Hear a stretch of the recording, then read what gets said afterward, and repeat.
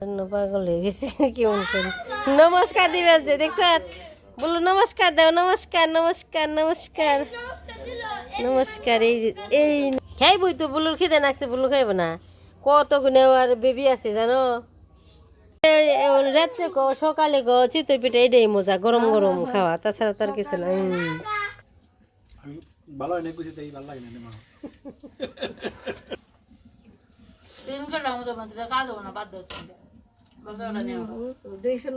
এইটাই দেওটা আমি এই কেন বলে সাত পাবি না তো এই যে দিছে আজকের পিঠা এখানে সুন্দর এখানে ভালো লাগে না বুড়ো হয়ে গেছে পয়লাটা থালে থুবি না পয়লাটা চুলে